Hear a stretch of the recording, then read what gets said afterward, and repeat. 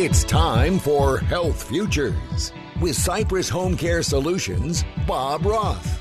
This is Arizona's only show dedicated to providing you with expert advice on how to live a longer, healthier, and happier life. To learn more, call 602-264-8009. That's 602-264-8009. Now, here's your host, Bob Roth. Good afternoon. You're listening to Health Futures, Taking Stock in You. I'm your host, Bob Roth, and it must be Friday if you're listening in. We are a show about how our older adult population can live a healthier, happier life, and we cover a lot of health care-related issues, and today I want to jump into it because I've got three extraordinary guests here in the show, and I want to talk about the issue at hand, and we are talking anti-tobacco. And I am pleased to have in the studio for, I think, the third or fourth time, I've got Senator Heather Carter here in the studio. Welcome to the show. Thanks for having me. Good to have you. And I've got Nicole Olmstead, and she is the Government Relations Director for the American Heart Association. Welcome to the show, Nicole. Thank you.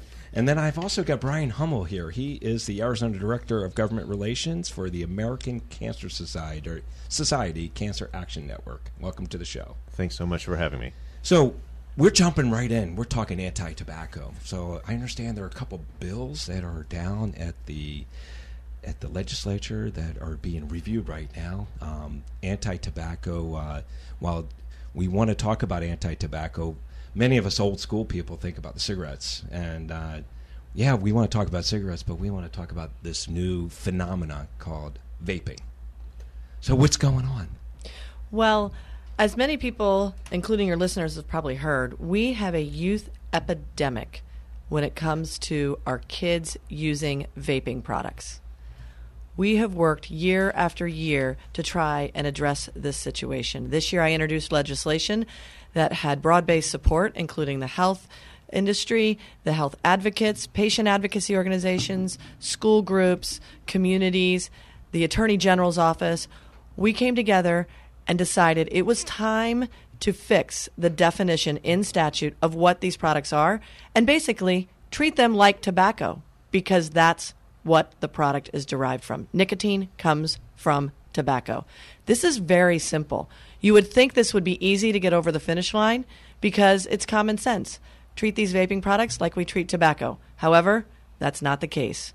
We ran right into Big Tobacco, which is now known as Big Vape. These tobacco companies have invested heavily in the new market of vaping products, and they are vehemently opposed to treating their products like tobacco. They came in 2013 and pulled their products out of the tobacco definitions in the middle of the night, which is exactly what they've done across the country. This is the Big Tobacco Playbook 101 happening right here in Arizona. Wow. And you know what? We all see this every single day. I can't tell you how many times I'm behind a car and I see this window open up and this big plume come out of the window. But we're here talking specifically about children. We're talking about this product being used and growing at an extraordinary rate. Right. So as Senator Carter mentioned, tobacco, the tobacco use in Arizona has actually started to go up. And we believe that part of that is associated with the increased youth use of e-cigarettes. So the Arizona Criminal Justice Commission commissioned a study at the end of 2018, and they saw the numbers skyrocket amongst youth. And we see that nationally as well. Both the outgoing commissioner of the FDA, the Health and Human Services Secretary, and the U.S. Surgeon General have all called youth use of e-cigarettes an epidemic. And you're actually seeing use of these products all the way down into middle school. In fact, we've seen a 48% increase in middle schoolers. So even they're being exposed to it. And, you know, we see this in movies. We see this in every retail store we go into. I mean, I stop at a convenience store, and that stuff is littered everywhere. I mean, of course, they still have the cigarettes behind the counter, but I mean, actually out in front are the e-cigarettes. That's a challenge for us. Absolutely. It's a challenge because what's happening is kids don't think that they are smoking. There's many examples where kids don't even think that they're vaping. I was doing an interview down at the Capitol with a local university reporter, and I said, you really should do a story on the epidemic we are facing with kids vaping. And you know what he said to me? He said, we don't have a problem with kids vaping. I'll tell you what we have a problem with. Kids juuling. They're using the actual product's name as a verb, like we would use Kleenex. Right. So the kids don't even understand that not only are they inhaling nicotine, many times the pods that are in the devices contain an entire pack of cigarettes in one pod. So they are exponentially increasing their use of nicotine, even above what it would be if they were using a traditional cigarette. And so now we have an entire generation of kids that have been normalized around the activity of vaping, and they think they're just juuling, they're cool. You know, it has taken us generations to try and reduce youth access and use of cigarettes, just to find ourselves a few decades later with complete turnaround of the improvements that we've seen where so many kids are vaping. I mean, anecdotally, if you talk to a kid in high school today, they said this in committee when they came down to testify. The reports on paper show that maybe up to 40% of the kids are using, but kids will tell you that it could be as high as 80%. And it's certainly they've tried it. I mean, so many have tried it and maybe not stayed with it. So I would think that number is probably every bit of 80%, if not higher. And the challenge is these products are cloaked in devices that we would see every day. For example, some of the e-cigarette devices look like jump drives that you would put into your computer and store your English essay on. Or it looks like a highlighter you would use to do your studies on reading a textbook. But when the kids come home with their devices or they show up in their schools with their devices, the teachers, the principals, they've had to completely change the way they discipline kids because they're finding these devices across their school campuses. It is just pervasive. It is consuming the time and attention of our school administrators, disciplining kids bringing these products to school. And you described what they look like, but they look a lot like that pen you're holding right there. Exactly. A pen with, maybe one of those stylus that you can use on a device or on a pad that you could write on the screen. And worse yet, they're marketed with names like Bomb Pop, Cotton Candy, Fruity Pebbles. I mean, come on. Who are you marketing to when you name your product, the flavor of your product, Fruity Pebble? Do you really think you're marketing to somebody who is 60 years old trying to quit smoking? Absolutely not. You're trying to get that next generation of customers, and that's what we have today. We're facing a crisis with big tobacco dollars now running the big vaping industry, trying to addict that next generation so that they can have their next set of customers. So I look at you, Nicole, and certainly, being connected to the American Heart Association is near and dear to me because my mother is no longer here. She passed basically because she was a smoker back in the 50s, started smoking when she was 13 or 14 years old, smoked up to 2 packs of cigarettes a day. And, when you sit here and you look at the effects of vaping, the effects of tobacco, big tobacco, specifically nicotine, damages to the brain, heart, and lungs, probably number one, right? Cancer, tumor development, preterm deliveries, and stillbirths with pregnant women, and other harmful effects that come along with it, correct? I mean, this is affecting the heart. Well, nicotine itself helps the blood vessels, it causes the blood vessels to constrict. And so that puts additional pressure on your brain, on your heart. Certainly we're seeing an increased risk of heart disease and stroke. In fact, a report that came out of the International Stroke Conference that was just held in Hawaii earlier this spring showed a 78% increased risk in 70% increased risk in stroke just by using electronic cigarettes and vaping products. And so, we know that there's an increased risk, but, it is still, the products are still being studied. We're still seeing evidence come out basically every single day that shows some of the different effects that are happening as a result of vaping.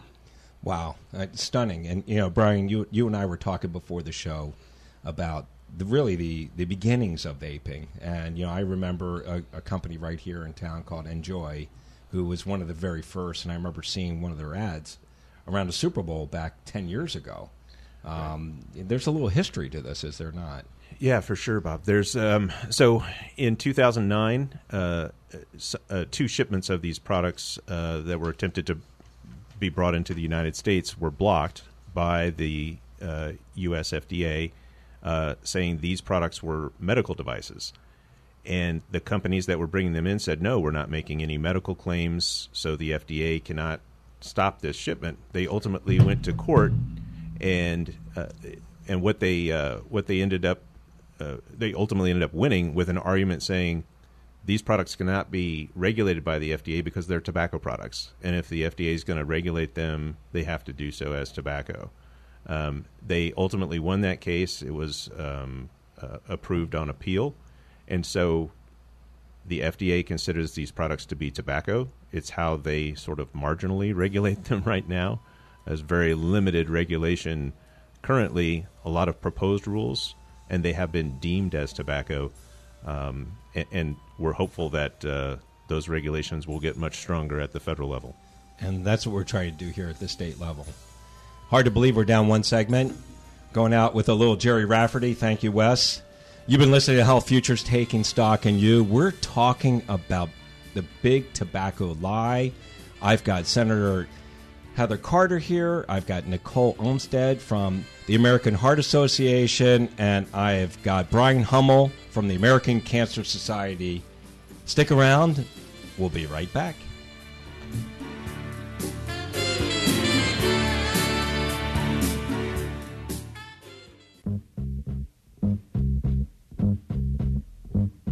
Now back to Health Futures, taking stock in you. If you have questions about your own or your loved one's future health care, call 602-264-8009.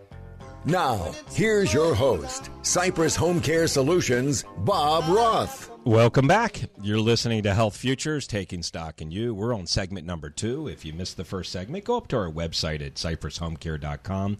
Click on the media button. The third button down will be radio show.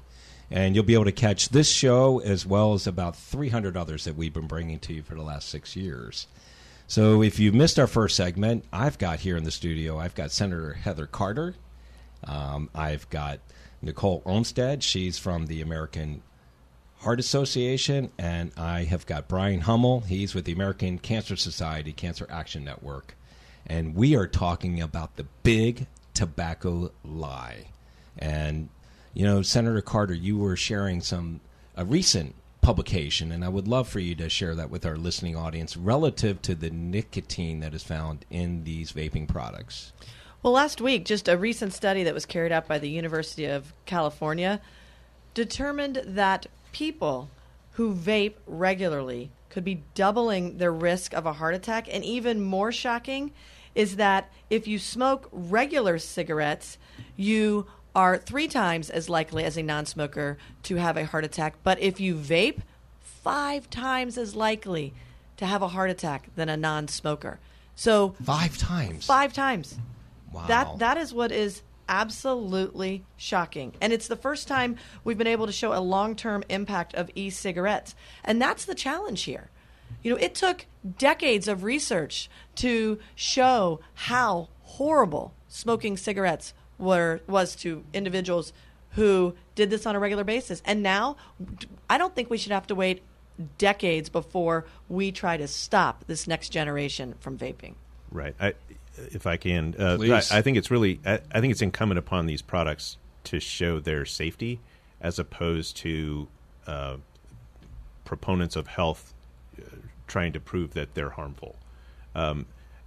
We know that this product line, this market of e-cigarettes, is currently very unregulated. So there's no standardization really of the product. So you don't really know what's in it.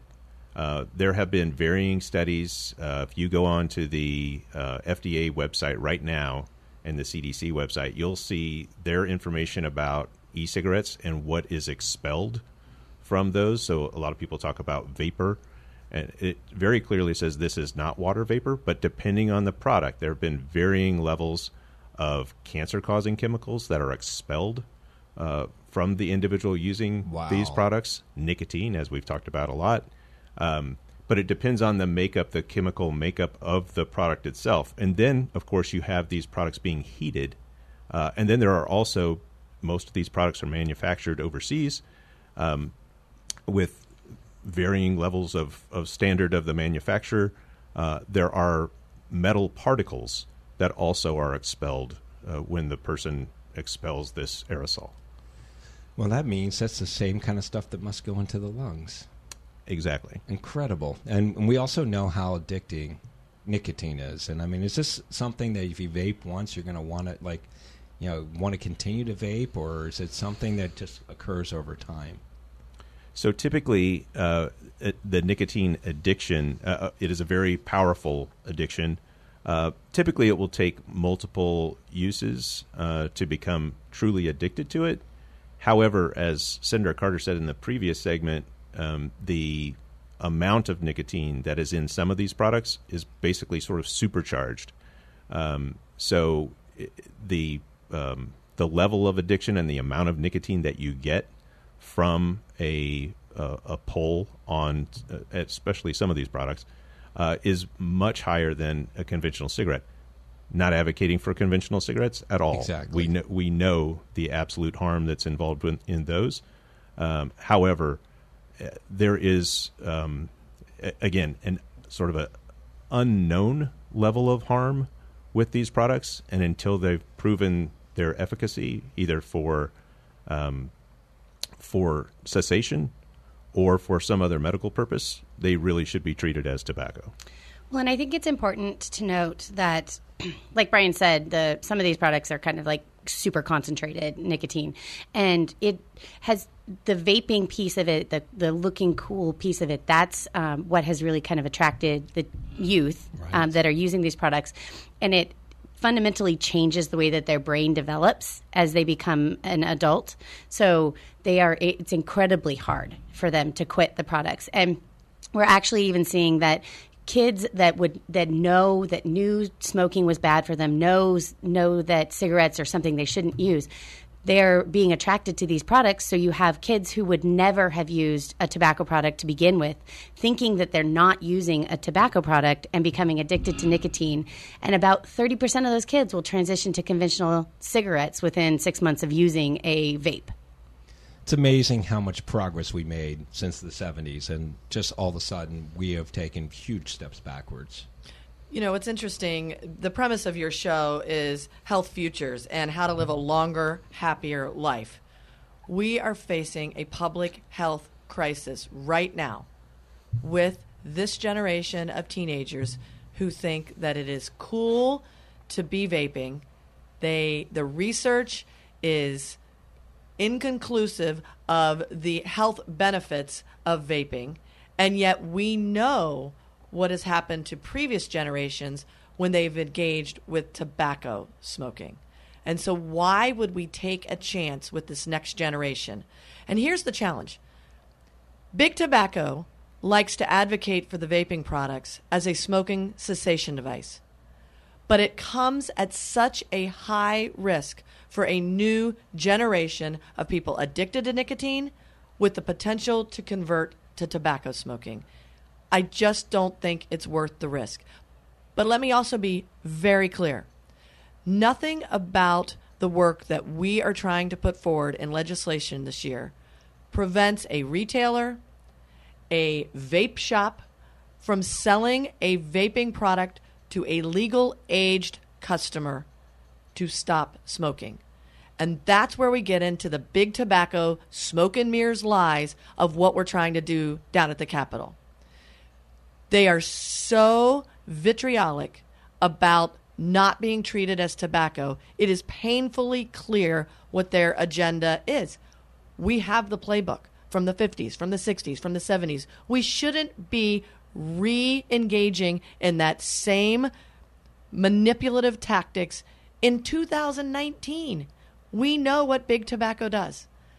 So I want to be painfully clear. We're not trying to limit legal-aged adults from using these products as a smoking cessation device. Yet the research is still inconclusive. I hope one day we have enough research to show that this product really can help people to stop smoking. But what are we going to do about the entire next generation of adults who became addicted to nicotine because of the vaping product? That's the problem we're facing right now. But as much as you talk about you're not against vape shops, convenience stores, and others that are selling it, what we're talking about is children. Exactly. We're talking about the kids. So if you wouldn't mind, I know we're getting ready to get into halftime, but there are two bills that are down the legislature right now. One from the big tobacco company and the other from the grassroots groups here. If you wouldn't mind, go ahead and share with us those bills, and let's convey to our listening audience what maybe they can do to help us overcome this big tobacco lie. So the first bill I put forth this year was Senate Bill 1009, and that bill was very simple, very straightforward. It redefined the vaping products as tobacco and treated them as such. There should be no opposition to that bill unless you really are selling to kids. That's truly the only reason why somebody would oppose this bill, because that bill just fixes the problem, as I said at the top of the show, that occurred in 2013 when Big Tobacco, after they begged to be treated, after they begged for vaping products to be treated as tobacco back in 2009, went around the country, state by state by state, and pulled their product out of the tobacco definition so that they can do their manipulative tactics and go around the entire regulatory environment that we put forth to keep tobacco products out of the hands of kids. So that's what we're trying to do. Fix a problem that happened in Arizona in the middle of the night in 2013. That was the bill I put forth, and now we find ourselves facing a big pushback and fight, basically a war against big tobacco and big vape. Well, you hear the music. We're coming up on halftime. We've got a couple other bills that we want to talk about, and we want to talk about how you, our listening audience, can maybe take action to help us overcome this big tobacco lie. You've been listening to Health Futures Taking Stock in You. I've got Senator Carter here in the studio. I've got Nicole Olmstead here in the studio. She's with the American Heart Association. And I've got Brian Hummel from the American Cancer Society Cancer Action Network. Stick around.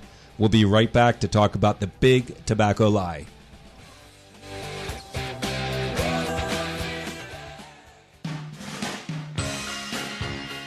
Now back to Health Futures, taking stock in you.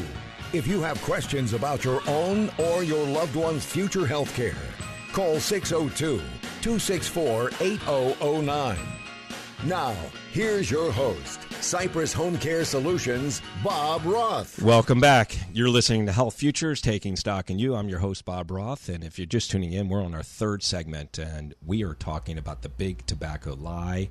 I've got here in the studio Senator Carter. I've got Nicole Olmstead from the American Heart Association, and I've got Brian Hummel from the American Cancer Society. And I want to just jump right into it. If you missed the first two segments, go up to our website at cypresshomecare.com, click on the media button. 3 down is the radio show, and you can catch our first half of the show. So I want to punt it back over to you, Senator Carter, and really talking about the fail rate that you shared with me at the break that's happening in our retail stores. So as we said in the last segment, Bob, your show is around health futures, making sure that our Arizona citizens can lead longer and happier lives. Exactly. Well, the first thing that we can do to ensure that happens is make sure that our kids do not start vaping. And you know what? Unfortunately, in the state of Arizona, when a child under the age of 18 goes into a vape shop to purchase one of the pens that we talked about, those vape shops sell to kids in Arizona almost 40% of the time. The actual number is 38% of the times. The vape shops fail asking for some sort of an ID and sell to kids. That's just not okay. It's staggering. Absolutely staggering. It's staggering. I've worked with the Attorney General's office to truly try to understand the crisis we're facing in the state of Arizona. And when he shared those statistics with me, I think I was floored, and so was everybody else in the room. There was also a big expose that was broadcast on a local TV station on about April 19th in preparation for, quote, the 420 day. And you know the story that they shared? Across the street from a local public high school, one of the vape shops went to every single student's car and put flyers on the car saying, come celebrate 420 with a 20% discount to come in and buy products. Who are they kidding? That is obviously an example of selling to a minor. Why else would you put a coupon on students' cars outside of a high school? You know, I come from the consumer product goods world, and we used to do a lot of grassroots marketing, especially when I used to work for Gatorade, and we would want the kids to use the product so that those kids could ask mom when they went to the store, I want you to buy Gatorade. But that's exactly what these guys are doing. Grassroots. They're trying to get the kids addicted so that when they become adults, they'll continue to use these products. That's exactly right, and that's not okay. So on one hand, they can't say that they are a company designed to help stop the existing smoking population from using tobacco products, and then on the other hand, go and hand out flyers and put it on students' cars. You can't be both. Right. You can't. And, you know, I want to pick up on what we talked about at the end of the second segment, right before the half. We were talking about a Senate Bill 1009, and I believe it was a bill that you sponsored? Yes, I sponsored that bill to update and revise our state statutes around vaping products to include them in the tobacco definition and treat them as such. But I also introduced another bill, which was Senate Bill 1060, which would now include vaping products in the Smoke-Free Arizona Act that was passed overwhelmingly by the voters of Arizona.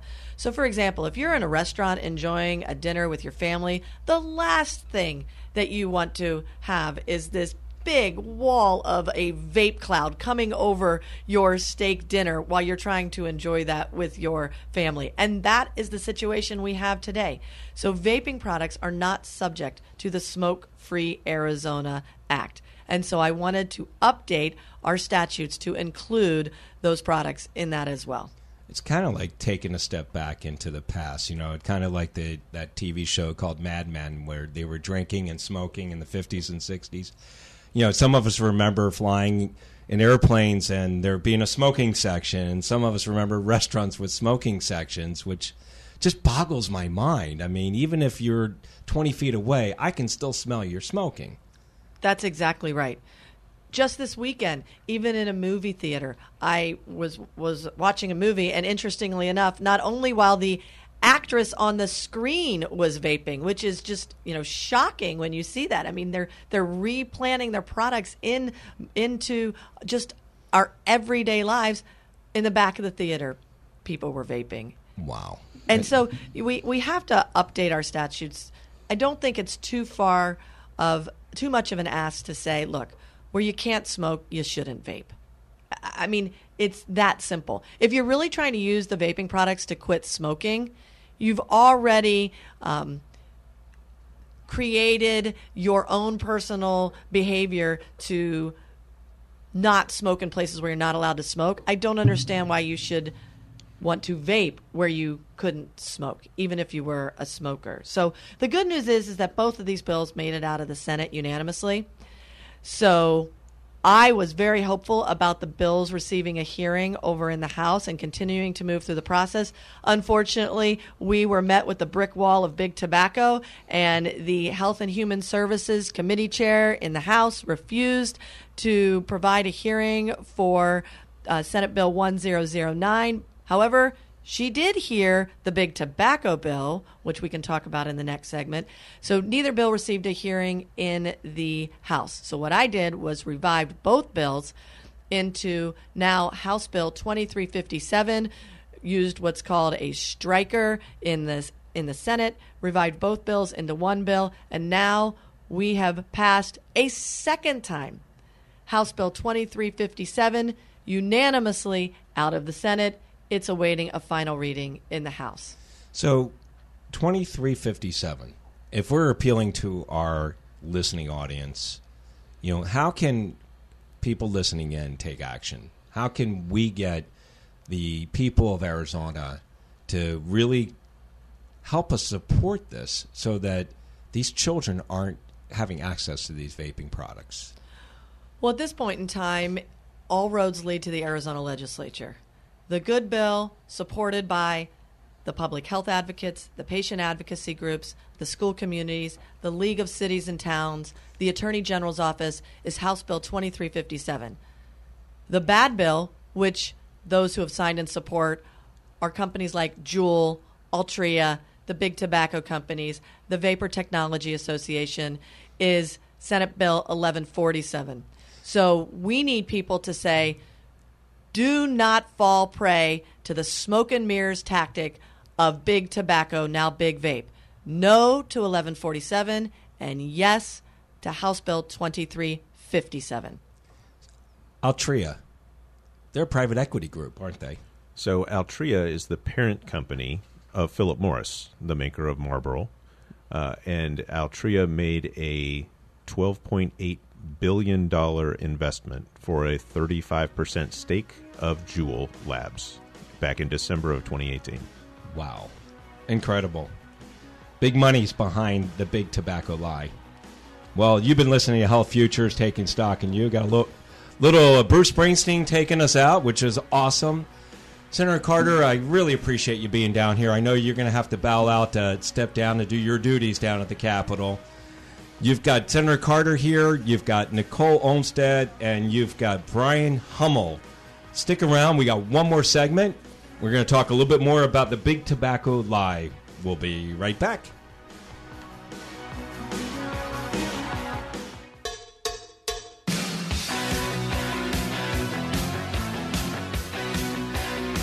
Now back to Health Futures, taking stock in you. If you have questions about your own or your loved one's future health care, call 602-264-8009. Now, here's your host, Cypress HomeCare Solutions, Bob Roth. Welcome back. You're listening to Health Futures, Taking Stock in You, and we are on our fourth segment. So we are winding down our show. Our show today is about the big tobacco lie. And we had in the studio Senator Heather Carter, who had to run down to the legislature. But we still have with us Nicole Olmstead. She's the Government Relations Director for the American Heart Association here in Arizona. And I've got Brian Hummel. He's the Arizona Director of Government Relations with the American Cancer Society Cancer Action Network. So we were talking about a couple bills and, how privileged we are to have Senator Carter here in the studio and just her enthusiasm, her energy to really avert this disaster that we have in terms of big tobacco preying on our youth.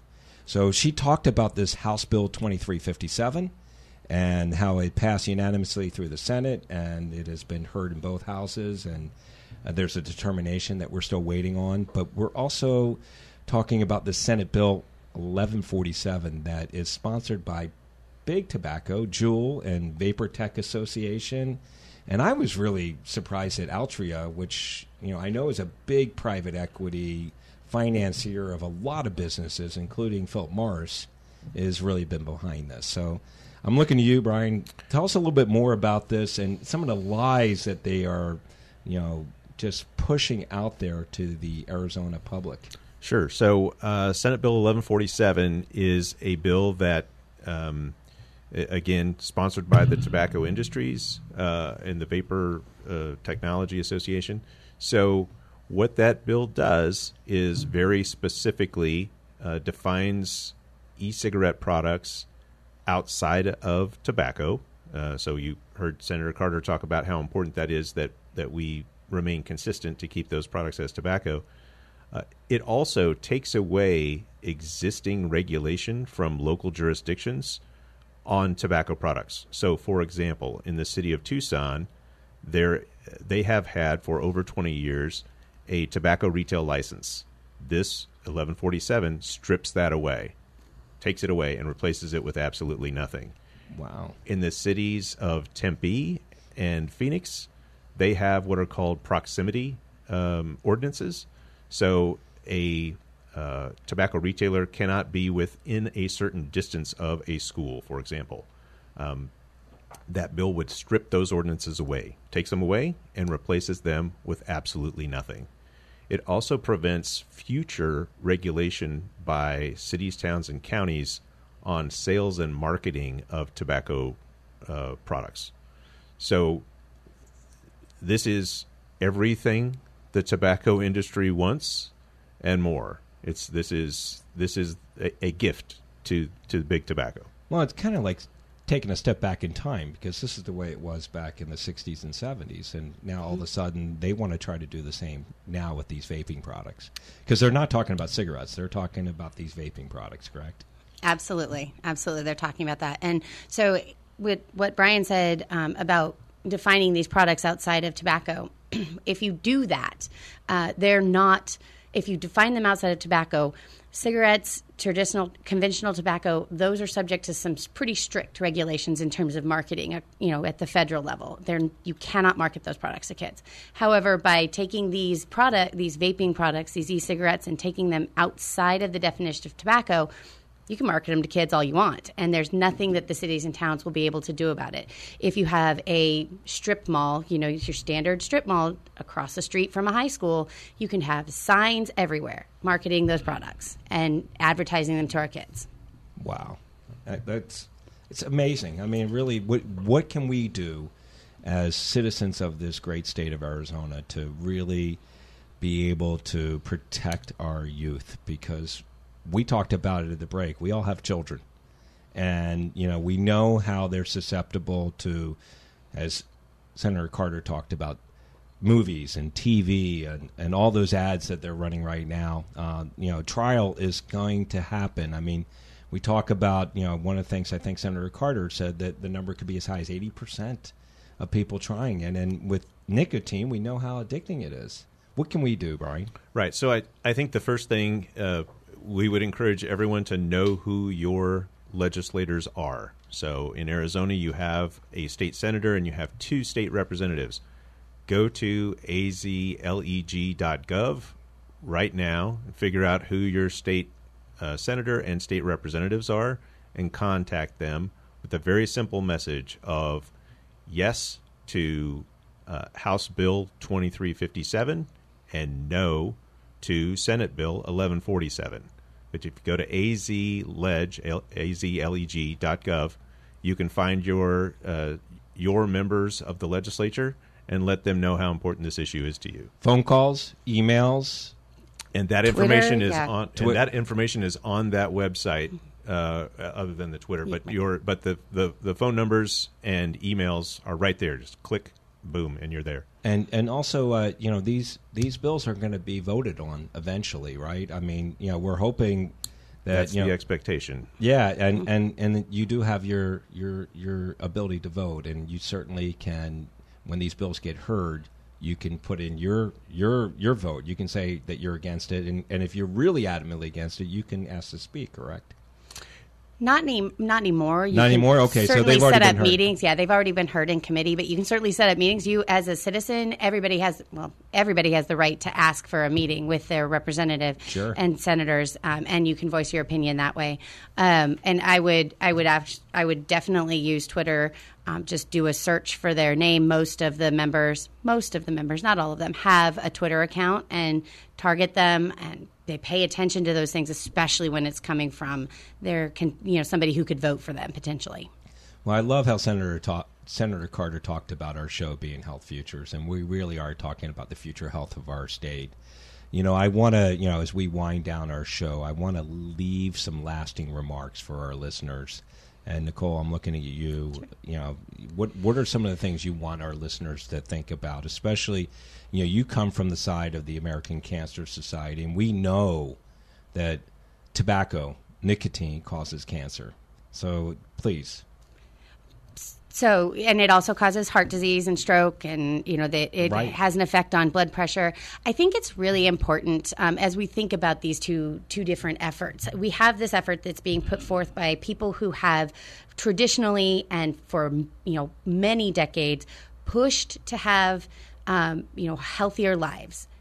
free from tobacco. So, and local control of tobacco regulations, keeping, these products out of the hands of our kids at school, especially. So House Bill 2357 is by this public health, education, local control community. And the other bill, 1147, is big tobacco running its playbook with a lot of smoke and mirrors saying that they're protecting our kids from these products. And why on earth are we trusting a set of organizations that have a proven track record of hiding the harmful effects of their products? Why are we trusting them to regulate themselves instead of the community that has always been there to make a healthier environment for everybody to live? I love that. How about you, Brian? What? Yeah, so I would say one other place you can go to contact your elected officials on this issue is our website. We have a special website specifically for this issue of fightcancer.org/stop tobacco. I would encourage you to go there, and you can reach out to your elected officials through email directly through that site, specifically on 1147, and saying no to it's fightcancer.org/stop tobacco. Just going up to the sure, website, yeah, that'll be a good message to send. It is, and you can click on there and go straight to your elected official. The other thing I would say is the very simple message is no to big tobacco, no to Senate Bill 1147, yes to health, yes House Bill 2357. I don't think I could say that any better. You've been listening to Health Futures, taking stock in you. We got a little Fleetwood Mac taking us out. I can't thank you guys enough. Senator Carter, who's no longer here, thank you for being here in the studio. Nicole Olmstead, thank you. Brian Hummel, thank you very much. This is a very important issue. We, as citizens of our great state of Arizona, can take action. Please do. And remember what Brian just gave us, please, one more time, because I'm looking at this website. Sure. It's fightcancer.org/stop tobacco. Fantastic. Make it a great day. Have a great weekend. And we'll be back next Friday. There's no place like home. You've been listening to Bob Roth's Health Futures. If you have questions about your own or your loved one's future health care, call Cypress HomeCare Solutions at 602-264-8009. That's 602-264-8009. Or visit CypressHomeCare.com. Be sure to join Health Futures with Bob Roth every Friday at noon, right here on Money Radio 1510 and 105.3 FM.